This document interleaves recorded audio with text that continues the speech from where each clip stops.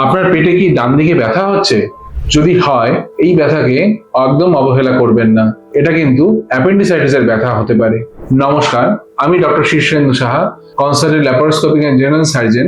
আজকে অ্যাপেন্ডিসাইটিস নিয়ে কিছু কথা আমরা আজকে আলোচনা করব।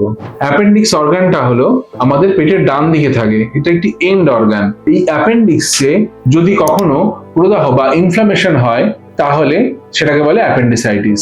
অ্যাপেন্ডিক্সে ইনফ্লামেশন অনেক কারণে হতে পারে। মোস্টলি পায়খানার মল যদি আটকে যায় বা কোনো রকম ভাবে যদি ইনফেকশন হয়, সেইগুলো থেকে, যেহেতু এটা এন্ড অর্গান, এই ইনফেকশন আর বেরোতে পারে না এবং এই ইনফেকশন থেকে আস্তে আস্তে অ্যাপেন্ডিসাইটিস ডেভেলপ করে। এই অ্যাপেন্ডিক্সে কি কি সিমটম হতে পারে? ডাক্তারবাবু, কখন আমরা চিন্তার বিষয় এটা হতে পারে? যদি আপনার পেটে ব্যথা, যদি কখনো পেটের নাভির চারিদিকে ইনিশিয়ালি স্টার্ট হচ্ছে, খাবার সেরকম ইচ্ছা নেই এবং ব্যথাটা আস্তে আস্তে নাভির চারিদিক থেকে ডান দিকে শিফট করছে তলপেটে, এটা কিন্তু অ্যাপেন্ডিসাইটিসের ব্যথা হতে পারে। এবং এই ব্যথা হওয়াটাকে একদমই অবজ্ঞা করবেন না।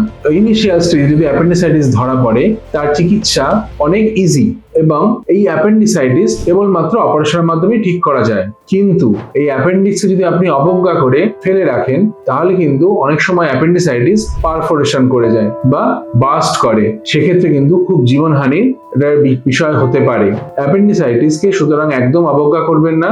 যখনই আপনার সন্দেহ হচ্ছে স্যার এটা ডান দিকে তলপেটে ব্যথা, অ্যাপেন্ডিক্সের ব্যথা, সত্য ডাক্তারের সাথে যোগাযোগ করুন। এটা অ্যাপেন্ডিক্স কিভাবে ডায়াগনোসিস করা যায়? মোস্টলি কিছু ক্লিনিক্যাল ইনভেস্টিগেশনের মাধ্যমে অ্যাপেন্ডিসাইটিস ডায়াগনোসিস করা যায়। কিন্তু শুধু তো ক্লিনিক্যাল নয়, আমাদের প্রপার কারণ দরকার। সে কারণে আল্ট্রাসোনোগ্রাফির মাধ্যমে বা most commonly gold standard method CECT whole abdomen বা সিটি স্ক্যানের মাধ্যমেও ডায়াগনোসিস করা যায়। বা অনেক ক্ষেত্রে বেরিয়াম মিল ফলো থ্রু দিয়েও অ্যাপেন্ডিসাইটিসকে অন্যান্য রোগের থেকে আলাদা করে শনাক্ত করা সম্ভব। অ্যাপেন্ডিসাইটিস হলে আমরা কি ট্রিটমেন্ট করতে পারি? আগেকার দিনে কেটে অপারেশন হতো, কিন্তু এখনকার দিনে অ্যাপেন্ডিসাইটিস কেটে অপারেশনের দরকার পড়ে না। মাইক্রো সার্জারি বা স্বল্প ক্ষত চিকিৎসার মাধ্যমে এটা সম্ভব। মাইক্রো সার্জারির মাধ্যমে মাত্র 3টে ফুটো করা হয়, 3 অথবা 4টে ফুটো, যা থেকে অ্যাপেন্ডিক্সকে পুরো বার করে আনা সম্ভব। এবং যদি অ্যাপেন্ডিকুলার পারফোরেশন বা অন্যান্য অ্যাপেন্ডিক্সের কমপ্লিকেশনও হয়, সেটাও আজকালকার দিনে চিকিৎসা ব্যবস্থা উন্নতির জন্য মাইক্রো সার্জারির মাধ্যমে এর চিকিৎসা সম্ভব। সুতরাং অ্যাপেন্ডিক্সকে একদম অবহেলা বা অবজ্ঞা করবেন না।